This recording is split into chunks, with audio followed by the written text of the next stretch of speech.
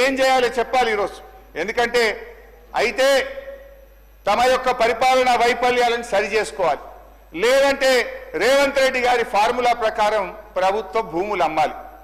ఏనుముల వారి పాలనలో మరి ఎన్ని భూములు కథం పట్టిస్తారో తెలియదు అధ్యక్ష. ఎందుకంటే అధ్యక్ష, గచ్చిబౌలిలో 400 ఎకరాలను వేలం చేయడం ద్వారా 30,000 కోట్లు రాబట్టాలని నిర్ణయించారు. ఇప్పటికే టీజీఏసీ భూములు తాకట్టు పెట్టి 10,000 కోట్ల రూపాయలు అప్పు తెచ్చారు.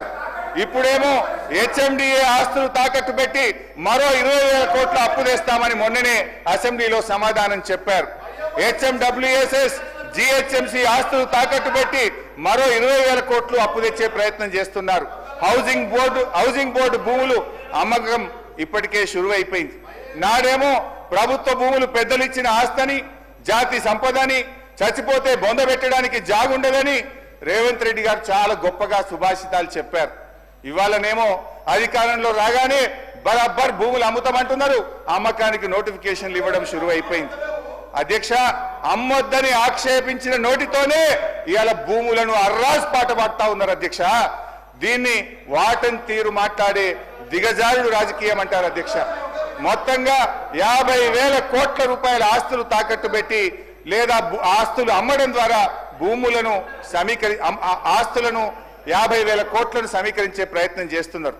అంటే ఏంది అధ్యక్ష, అందిన కాడికి అప్పులు చేసుడు, విచ్చలవిడిగా భూములమ్ముడు, ఇదేనా మీ మార్కు పాలన అని అడుగుతా ఉన్నా. తన పరిపాలన నెగటివ్ ఎఫెక్ట్ వల్ల రాష్ట్ర ఆర్థిక వృద్ధి రేటు తగ్గిపోతుంది. తన వైఫల్యాన్ని కప్పుపుచ్చుకోవడానికి ఈ మధ్య కొత్త వాదన శురు చేశారు. ఏంటంటే అధ్యక్ష, దేశమంతా ఆర్థిక మాంద్యం ఉందని, అందుకే ఆదాయం తగ్గిందని సెలవిస్తున్నారు.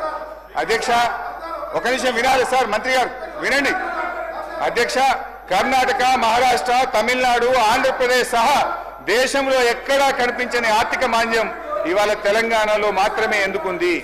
అంతా నాకే తెలుసు, అందుకే అంతా నాకే తెలుసని ఈ ప్రభుత్వం, ఈ ముఖ్యమంత్రి గారు అహంకారంతో, అజ్ఞానంతో, అనాలోచిత నిర్ణయాల వల్ల రాష్ట్ర ఆదాయం కుంటుపడ్డది. తన వైఫల్యాన్ని కప్పుపుచ్చుకోవడానికి ఆర్థిక మాంద్యం వచ్చిందని, ప్రపంచమే స్లో డౌన్ అయిందని ప్రవచనాలు ప్రారంభించారు.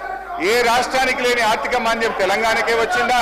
మీ నెగటివ్ పాలసీల వల్ల, మీ రివెంజ్ పాలిటిక్స్ వల్ల ఈ రోజు రాష్ట్ర ఆదాయం తగ్గుతా ఉన్నది.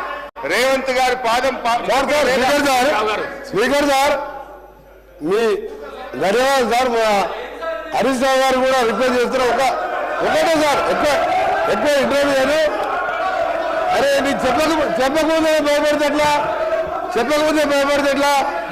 సార్ హరీష్ రావు గారు అమ్మకాల గురించి ఇతర విషయాలు చెప్తున్నారు. నేను ఒకటే మీరు పర్మిషన్ కొని సార్ ఎట్లా ఈ రాష్ట్రాన్ని సార్ ఒక దేశ చరిత్రలో ఎక్కడ లేని విధంగా ఎన్నికల ముందు ఒక 2 మాసాల ముందు ఔటర్ రింగ్ రోడ్ అనే రోడ్డుని ఫ్యూచర్ హైదరాబాద్ డెవలప్ చేయడానికి గతంలో హైటెక్ సిటీ కట్టి ఆ తర్వాత ఇంకా కూడా ఎక్స్పెన్షన్ చేయాలంటే ఔటర్ రింగ్ రోడ్ కాంగ్రెస్ ప్రభుత్వం రాజశేఖర రెడ్డి గారు ముఖ్యమంత్రిగా ఉన్నప్పుడు ఔటర్ రింగ్ రోడ్ వేసి అక్కడే జిఎంఆర్ ఎయిర్పోర్ట్ కట్టి అక్కడే ఫైనాన్షియల్ డిస్ట్రిక్ట్ కోకాపేట్ ఎస్సీజెడ్తో పాటు ఇవాళ హైదరాబాద్ ఈ స్టేజ్లో బెంగళూరు తర్వాత ఉన్నదంటే Congress party PV Narasimha Rao expressway కలుపుకుంటూ మెట్రో వరల్డ్ క్లాస్ మెట్రో తీసుకొచ్చి హైదరాబాద్ డెవలప్ చేస్తే సార్ 2 మాసాల ముందు ఎన్నికల 2 విషయాలు చెప్తా సార్ మీకు. మన తెలంగాణ సభ్య సమాజం తలదించుకునే విధంగా ఔటర్ రింగ్ రోడ్డుని కమిషన్ కక్కుర్తుపడి 7,300 కోట్లకు రోడ్డు రంపిన ఘన చరిత్ర ఈయన సార్ వీళ్ళది.